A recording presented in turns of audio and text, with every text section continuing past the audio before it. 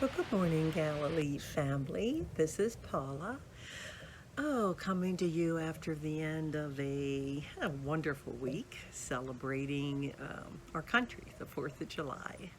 Uh, we were in North Carolina with both our children and their families and extended family and friends, and wow, it was wonderful. I love 4th of July because we get to celebrate the birthday.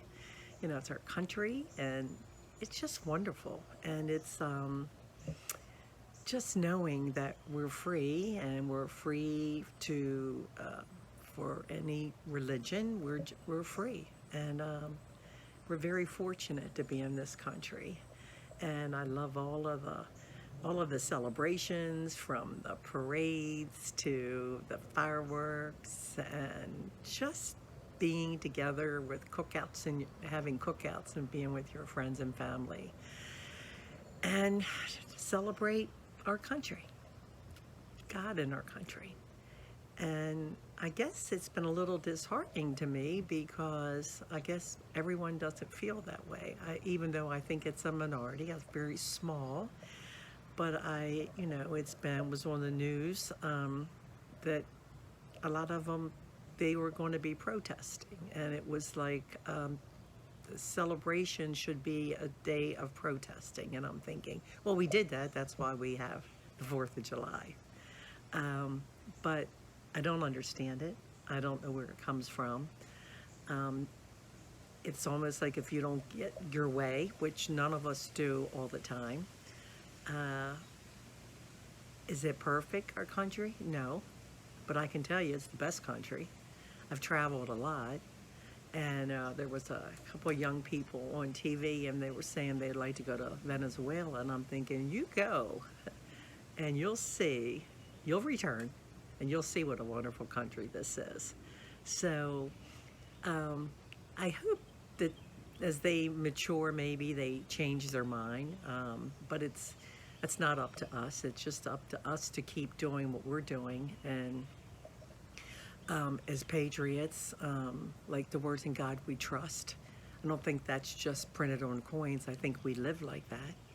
I think that's how Christians, that's their life. And in an ideal world, that would be the governing body too. But yeah, as we know, it's not an ideal world, and they don't. But it doesn't matter what the government, the way they do things. We know what is right and what we need to do.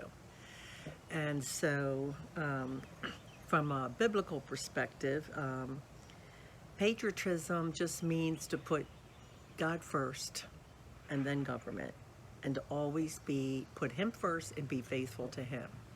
And I really believe that most of us do that. We put Him first. He knows.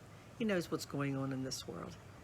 And He knows, He has the end result, the plan. He knows all of it. And obviously that's hard for us to conceive sometimes with things that are going on, but He knows.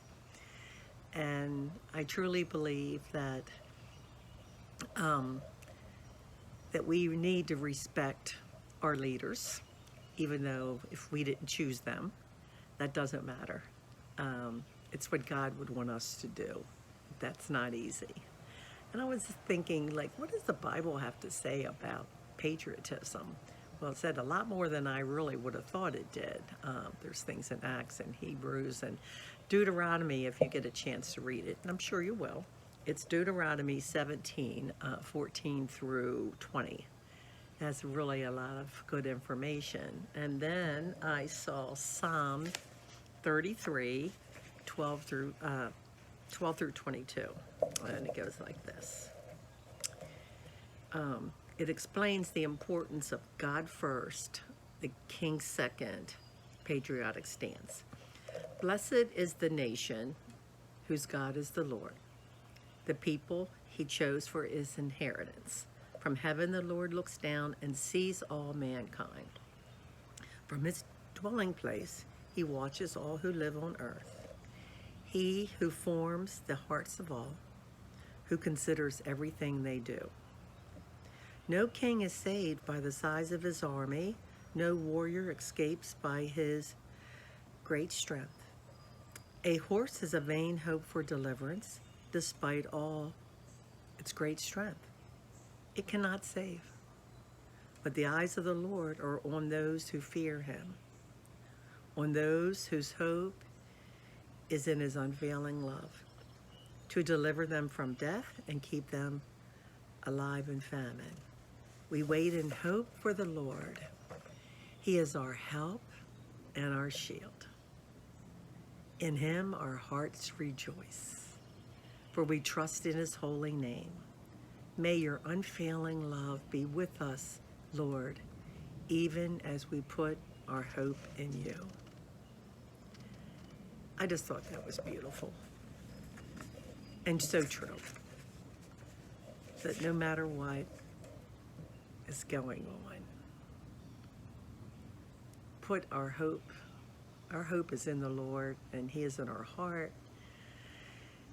And as long as we do that, we know things are going to be okay. May not seem it right now, and the world doing all these crazy things. But as we know, as we read through the Bible, that's always been the way. And all we need to do is just keep doing what we need to do, and is put God first and pray for our leaders. And as long as we do that, God will look over us. And he wants us to do that. And is that always easy? No. Nope. And I know it's not always easy. I fight with that a lot. But it's the right thing to do. And as Christians, that's what we need to do. And doesn't matter how much of a struggle it is, it's something we need to do. And so as I think about our country and patriotism and how fortunate we are to live in the country, of course I always think about Galilee and how fortunate we are for our great church family and our leader, Pastor Matt. And I watched, unfortunately I missed this past weekend, but I watched it on live stream and got to see George Smith being celebrated for his 50th birthday and accepting Christ. And oh, it's so wonderful. We know him as our in-house evangelist. He's such a wonderful man. Both he and his wife, Sharon, the epitome of a true Christian. It's what we should do. And I just thought how lucky and how wonderful that is. And then we celebrated Dylan as DCE and how fortunate we are for him, and then the different youth that are going to the youth gathering. And I thought we're just so fortunate. And I believe this coming weekend between the two services, we're going to have Susie Hackman talk about her mission trip to Poland and the whole Ukraine crisis. So we just have such an active, wonderful Christian body, and we're very fortunate, and I think we all know that. So in the following week, let us focus on our patriotism and doing the right thing no matter what's going on in the world, just to keep focused. And when things are going crazy and we just feel like we just can't hang on, we can, and we need to look up. And until next time, goodbye.